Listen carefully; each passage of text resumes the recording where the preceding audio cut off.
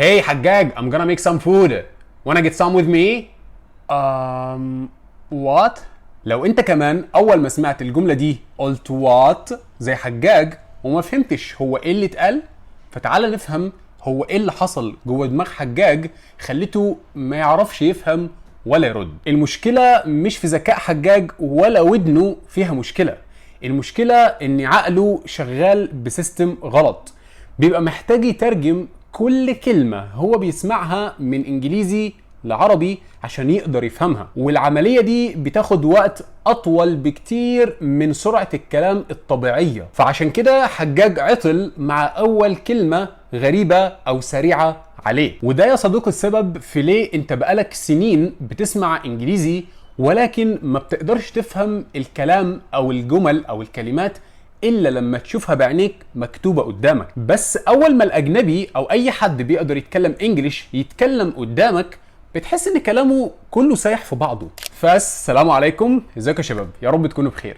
لاول مره يشوفني انا اخوك محمد حجاج، برودكت ديزاينر واوبسيسد بحاجات كتيره بفضل الله، ومن ضمنهم المينتورنج وصناعه الفاليو، وده سبب وجودي على السوشيال ميديا. بتوفيق من ربنا عملنا فيديو باسم اتعلم ازاي تتكلم باي لغه، وبعده نزلنا فيديو Q&A طويل فككنا فيه اهم التحديات اللي معطلاكم في اللغه الانجليزيه. لو لسه ما شفتهمش انصحك جدا ان انت تشوفهم بعد ما تخلص الفيديو ديت، لان هيفرقوا جدا في طريقه تفكيرك. اما دلوقتي فيلا بينا نستمتع ونفهم ازاي عقلنا بيقدر يتعلم اللغات.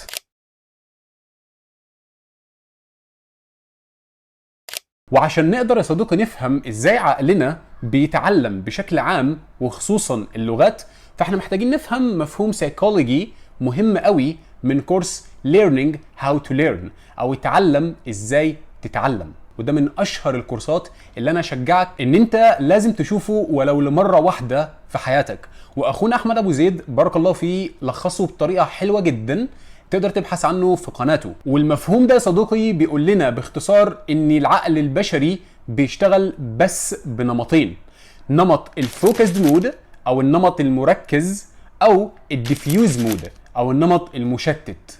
يعني ايه؟ خلينا نبدا بالفوكسد مود او النمط المركز. النمط ده او الفوكسد مود ده هو اللي بيساعدنا ان احنا حرفيا نركز في كل حاجة احنا بنعملها. زي مثلا لما بنيجي نحل مسألة رياضية، احنا محتاجين نركز في كل المعطيات عشان نعرف نطلع برهان صح، عشان نعرف نطلع ريزلت مظبوطة. وللأسف ده نفس المود اللي احنا بنستخدمه لما بنيجي نفكر نسمع فيديو مثلا بالانجلش او نسمع لحد بيتكلم انجلش. احنا بنحاول ان احنا نركز في كل كلمة هو بيقولها او بتتقال في الفيديو ده. وده بالظبط السيستم اللي بوظ لنا معنى او مفهوم الاكتيف ليسننج. انما النمط المشتت او الديفيوز مود، وده النمط المحبب الى قلبي، وده يا صديقي النمط المسؤول عن بناء الروابط العصبيه في عقلك. وده النمط اللي عقلك اتعلم بيه لغتك الام من وانت صغير بدون ما تفتح ولا كتاب واحد للجرامر. ازاي؟ كان بيستخدم حاجة اسمها الاستماع الصامت. وهنا يا صديقي خلينا نعمل اسقاط سريع على مشكلة اخواتنا فاطمة وملك. فاطمة وملك كانت مشكلتهم انهم بيسمعوا كتير ولكن المحصلة زيرو. وده في منتهى البساطة لان فاطمة وملك كانوا بيسمعوا كتير فعلا، ولكن كانوا بيسمعوا وهم في الفوكسد مود، فكان عقلهم بيحاول يحلل كل كلمة هم بيسمعوها وبيحاول يترجمها من انجليزي لعربي عشان يقدر يفهمها لفاطمة وملك. طيب والحل ايه؟ الحل ان احنا بنقلب السيستم، بنستخدم الديفيوز مود عن طريق تكنيك الاكتيف ليسننج، واللي هو باختصار ان احنا بنسمع ولكن مش بنركز في كل كلمة بتتقال، احنا بنركز في السياق ككل. الشخص اللي قدامي ده بيحاول يوصل لي ايه؟ بيحاول يقول لي ايه؟ ده بس اللي انا بحاول اركز فيه، مش في كل كلمة بتتقال.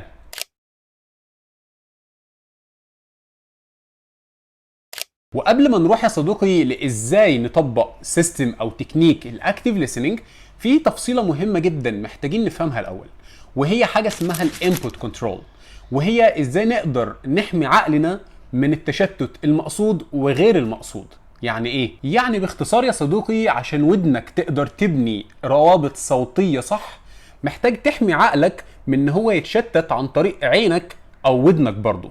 يعني ايه برضه يا حجاج؟ يعني ما ينفعش يا صديقي تكون مشغل فيديو او بودكاست بالانجلش وانت ماسك الموبايل بتعمل سكرولينج. انت كده بتقول لعقلك ان الانجليش ديت اللي هو شغال في الباك جراوند عندك او في الخلفيه عندك، ولكن انت تركيزك كله في السكرولينج، صح كده؟ عقلك ذكي جدا لدرجه ان هو هيدي لك الفوكس اللي انت عاوزه في السكرولينج، ولكن هو هيشوف الانجليش اللي شغال ده في الخلفيه از نويز، كضوضاء، كدوشه. فهيعمل لها ايه؟ في منتهى البساطه هيعمل لها فلتره، هيفلترها لك. هي شغاله ايوه، هي داخله جوه ودنك، ولكن ودنك مش قادره تفهم ولا تستوعب ولا حتى تستفاد اي حاجه من اللي شغال ده بالانجلش. فالتجاهل اللي حصل للبودكاست او الفيديو اللي بالانجلش ديت ده ضد تماما مفهوم الاكتيف ليسننج. طيب ازاي نطبق الاكتيف ليسننج؟ زي ما هنشرح كمان شويه، ولكن الاكتيف ليسننج محتاج ان انت تركز زي ما اتفقنا على السياق العام في الفيديو، ولو لمده 10 دقائق بس او 15 دقيقه بدون اي تشتتات. يعني بدون اي حاجه ممكن تشتتك، اذا كان موبايل او اذا كان حد ممكن ينادي عليك او اذا كان بلكونه جنبك في ناس بتلعب تحت في الشارع، كل ده هيأثر عليك، فبلاش منه.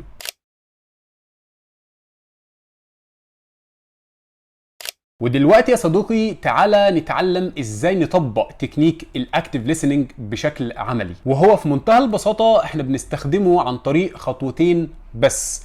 الخطوه الاولى وهي ربط الصوت بالصوره. يعني ايه؟ يعني عقلك يا صديقي محتاج يربط صوت الجمله الجديده اللي هو بيحاول يتعلمها او بيسمعها بصوره مباشره بدون ترجمة عربي في النص. وخليني اديك مثال عملي دلوقتي معايا من الماتيريالز اللي انا بستخدمها شخصيا في الكورس بتاعي مع الاجانب. خد عندك جملة زي I can't hear you. I can't hear you. الجملة ديت عشان تقدر تتعلمها اربطها بصورة شخص بيحاول ان هو يسمع حاجة. الشكل ده من التعلم انت كده بتفهم عقلك انه احنا بنتعلم انجليش عن طريق صور، مش عن طريق ترجمة في النص بالعربي. وده هيساعده فيما بعد ان هو لو عايز يوصف شعورك ان انت مش قادر تسمع حد معين، بدل ما تقول له او بدل ما تترجم في عقلك انا مش سامع معناها I can't hear you، اول حاجة هتيجي في بالك هي صورة الشخص اللي بيحاول يسمع، ومعناها بالانجليش تحت على طول I can't hear you. I can't hear you. خد جملة تانية كمان زي مثلا I'm drinking coffee now. I'm drinking coffee now. I'm drinking coffee now. أنا بشرب قهوة دلوقتي. بدل ما تفهم الجملة ديت بترجمتها اللي بالعربي اللي هي أنا بشرب قهوة دلوقتي، اربطها بصورة شخص أو بصورة حد بيشرب قهوة فعلا. الربط ده زي ما اتفقنا هو بيعمل إيه؟ فعلك. فدي أفضل طريقة لتعلم أو فهم الجمل. وخد عندك مثال ثالث زي جملة I'm working from home. I'm working from home. أنا بشتغل من البيت. بدل ما تربطها بجملة أو ترجمتها بالعربي أنا بشتغل من البيت، ما تعملش كده. اربطها بصورة شخص أو حد هو فعلا شغال من البيت. فالربط ده هيساعدك جدا إن أنت تفتكر الجملة ديت وتتحفر في عقلك. انما الخطوه الثانيه يا صديقي وهي حاجه اسمها الاستماع المتكرر، وده هنطبقه يا صديقي لما نكون بنسمع فيديو او حاجه زي من المصادر اللي انا هرشحها لكم كمان شويه. لما تيجي تسمع فيديو او حاجه اسمع بالدقيقه، يعني دقيقه ورا دقيقه. اول ما تسمع الدقيقه مثلا الاولى شغل الدقيقه ديت وشغل معاها الديفيوز مود مش الفوكسد مود. فحاول بس سيب عقلك وسيب ودنك انها تلقط النغمه والسياق اللي بيتقال هنا، وطبعا بدون سبتايتلز. اوكي؟ المره الثانيه وهي ان انت هتسمع نفس الدقيقه ديت ولكن انت ومشغل السبتايتلز عشان تقدر تربط او تخلي عقلك يربط اللي انت سمعته بجمله واضحه قدام عينك. دي كده المره الثانيه.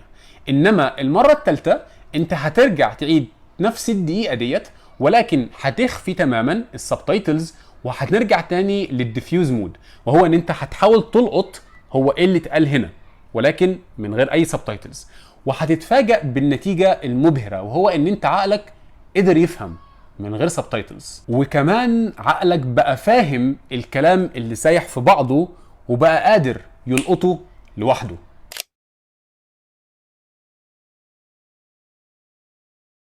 وعشان ما تحترش وما تتشتتش وسط آلاف المصادر الموجودة، أنا جمعت لك مصادر نظيفة وعملية. ونظيفة قصدي بيها إن أنت ما تتفتنش أنت وبتسمع من المصادر ديت. تمام؟ فلو أنت مبتدئ أو متوسط، في سكتك يا صديقي في قناة على يوتيوب وويب سايت محترمين جدا. القناة هي English Speaking Course.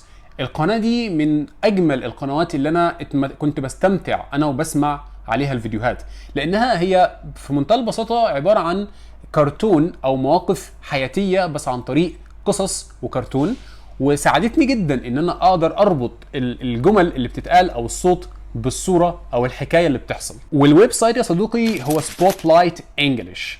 ده من افضل الويب سايتس اللي تقدر من خلاله تعود ودنك على نغمه اللغه بس برتم اهدى بكتير. وحقيقي ده من اكتر المواقع اللي ساعدتني في بدايتي عشان اعرف اعود ودني انها تسمع بشكل هادي. اما لو مستواك كويس وعايز تعلي البروسيسنج سبيد عندك، فالسكه التانيه ليك يا صديقي هي قناه Learn English with Jessica. القناه دي حرفيا جباره للمستويات اللي عاليه شويه، لانها بتعرض محادثات برتم اسرع وفي بيئات حقيقيه زي بيئه العمل، البيزنس، المواقف الاجتماعيه اللي بتبقى محتاج تتعامل وتهندل امورك فيها وهكذا.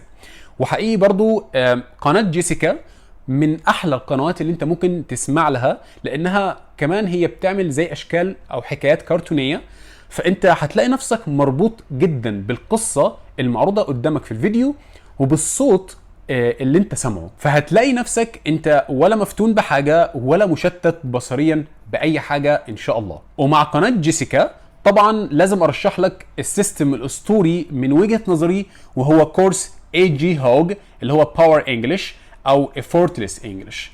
يا جماعه الكورس ده او الراجل ديت رائد في تعليم اللغات بالنظام التفاعلي والستوريز. الستوريز الصامته اللي بتجبر حرفيا عقلك انه يفكر بالانجليزي على طول. فالاتنين دول قناه Learn English with Jessica وكورس AG هوج، لو انت مستواك عالي شويه هيكونوا بيرفكت بالنسبه لك ان شاء الله.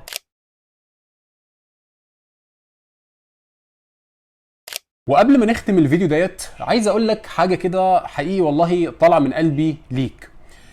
تعلم اللغه حقيقي هي رحله محتاجه صبر، وبتحتاج منك ان انت تتدرج في التعلم مع نفسك. وصدقني والله هو مش سباق مين يقدر يلم كلمات اكتر او مين يحفظ جمل اكتر خالص. فاللي عايز اقوله لك هو ان انت ما تستعجلش النتيجه يا صديقي، وما تزهقش بعد اسبوع ولا حاجه وتقول انا مش شايف نتيجه ملموسه. العقل البشري يا صديقي محتاج ما يقارب 21 يوم بس عشان يقدر يبني عاده جديده، ومحتاج 90 يوم عشان يعرف يحول العاده ديت كلايف ستايل، كمود. يبقى عندك حاجه اسمها انجلش مود، ان انت تعرف تتكلم انجلش وتعرف تتكلم عربي في اي وقت زي ما انت عايز. انت محتاج مينيموم 90 يوم عشان الموضوع ده يبدأ يظهر عندك. فده محتاج استمرارية وصدق في السعي وثقة في نفسك واصدق مع الله. زي مثلا ان انت تبقى حاطط نية ان انت بتتعلم انجليش عشان تقدر تشتغل، عشان تزود دخلك، عشان تساعد نفسك مثلا، عشان تعف نفسك، عشان تساعد اهلك او تعيش اهلك وتعيش نفسك حياة اكرم من الحياة اللي انت عايشها. كل ده اسمه صدق في السعي. وانا كنت عملت فيديو اسمه انت عايز تبقى ناجح ولا فالح. الفيديو ده مهم جدا ان انت تسمعه وتشوف ازاي النية وازاي ان انت لما تصدق مع الله عز وجل ويبقى عندك اهداف اكبر من الاهداف الدنيوية، ازاي ده ربنا سبحانه وتعالى بيكون سبب او بيجعله سبب ليك انه يفتح لك من خلاله ابواب رزق انت عمرك ما كنت متخيل ان ممكن تفتح لك. ابقى شوف يا صديقي لو عندك وقت، اعتقد هيغير طريقه تفكيرك بشكل كبير جدا. عموما ربنا يوفقكم وتوصلوا للي بتتمنوه. وزي ما اتفقنا في اخر كل فيديو، سبحانك اللهم وبحمدك اشهد ان لا اله الا انت استغفرك ربي واتوب اليك. وما تنسوش تدعوا لاهلنا في غزه وفلسطين. السلام عليكم.